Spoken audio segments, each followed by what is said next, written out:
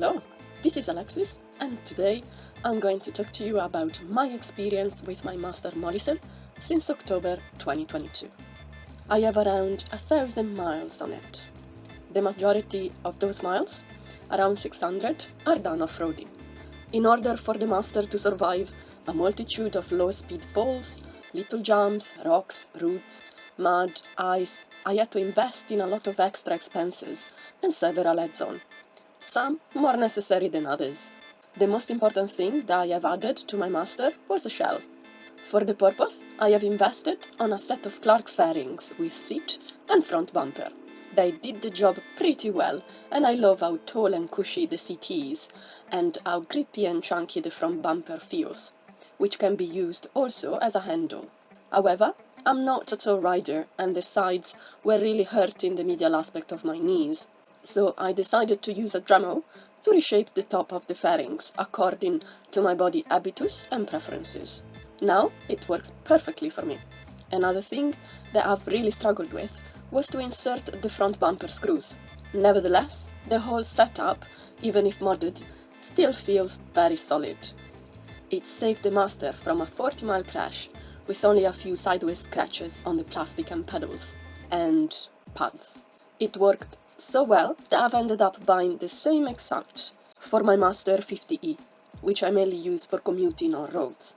The only other thing I wished Clark's fairings did was to cover the battery casing in their entirety, as it would have been so convenient and even sturdier.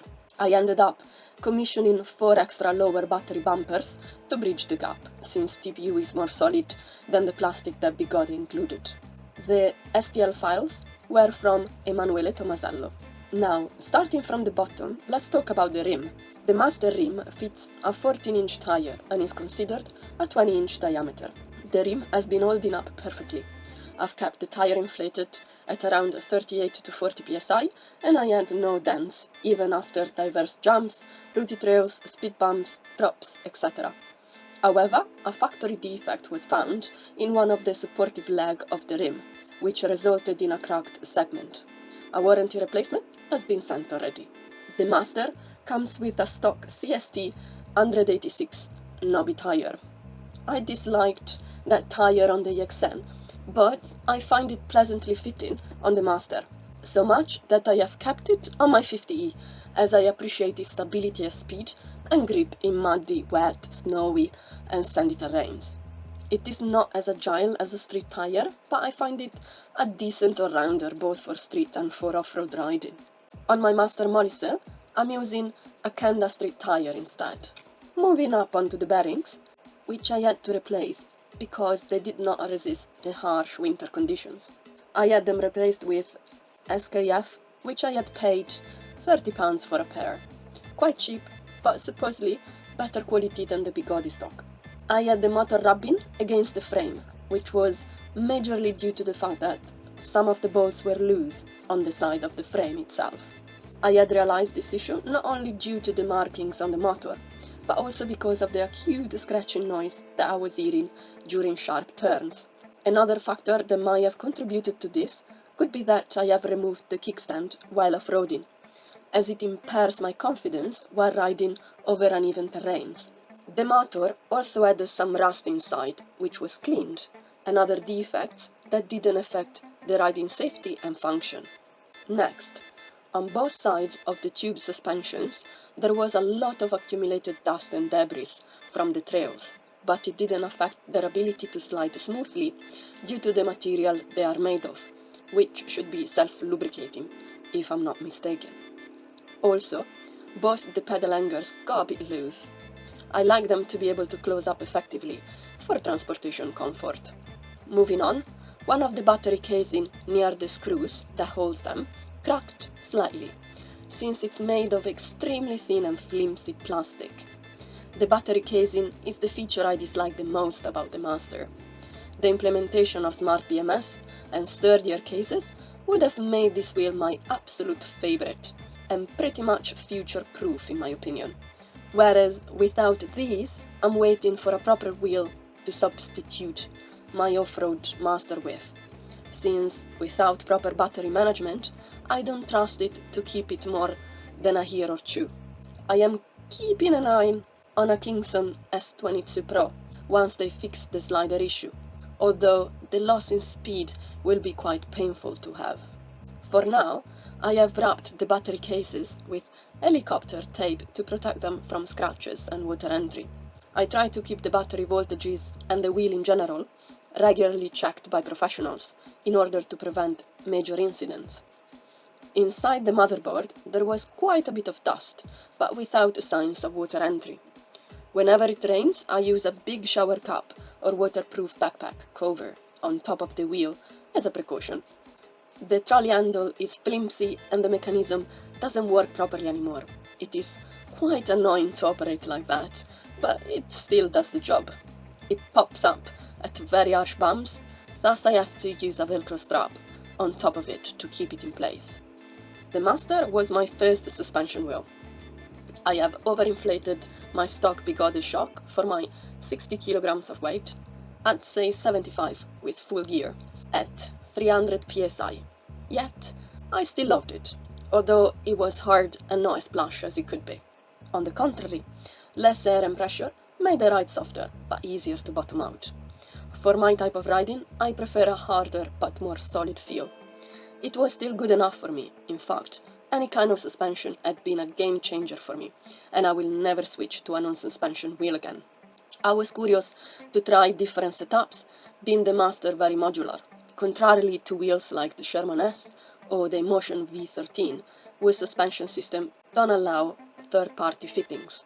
So I have changed the shock with a D&M Air with the stock linkage, but it was a flop, as the inflating plug was not accessible. The shock then was inflated before installing. That worked alright for about 2 months, till the D&M completely deflated. Luckily at that point, my Cuba linkage had arrived, together with my Fox shock. With this combo, the ride is not as plush because I had chosen a harder stroke of 190 per 50mm instead of 200 per 57mm. But again, more difficult to bottom out, and even when the Fox shock does bottom out, it seems so progressive that I hardly feel it. I could further improve it with a volume spacer, but for now I am very pleased, to be honest. The ride feels super sturdy, more planted, and it gives me a lot more confidence riding hard without fearing of destroying the machine. I'll give you an example. A really funny thing I do a lot is to ride speed bumps at speed.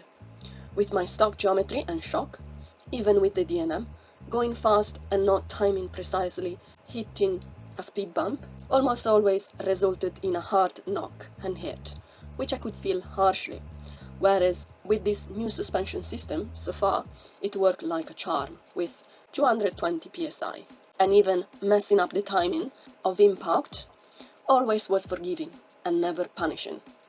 This setup is so much fun, and spurred me to push my limits further. Moreover, my Fox shock adjustments really make a difference when riding, and it is amazing learning and trying new things, such as fast and slow rebound, finding how they behave in different situations. Before I finish with this video, I just want to note that the Roadmaster, after 300 miles of commuting, and mainly road riding, is perfectly fine. I'm keeping it as a stock, so I have a stock tire, stock linkage, and I'm keeping the kickstand on that one. However, I have added a shell, Clark fairings, and Emanuele Tomasello TPU battery bottom bumpers to protect it from potential harsh impacts. I had a very minor accident with it, whereby a car slidden on ice, hit my pedal and knocked me down. Luckily I was riding at a very low speed. The pedal and the fairings took all the impact, and I ended up without not even a scratch. I took it for a checkup, just in case, and the battery voltages are fine, no cracks, no breaks. Only thing that was found, the top case was slightly damaged, due to the screw being a bit too tight. I have ordered a replacement for 30 quid. This is to say that if the Master doesn't get abused, like I abuse my Molicel one, the ride will be fine, and most likely trouble-free, especially in drier climates. However, off-road riding needs more precautions, and the rider needs to be aware of potential points of failure to avoid damaging important components, especially the batteries and motherboard.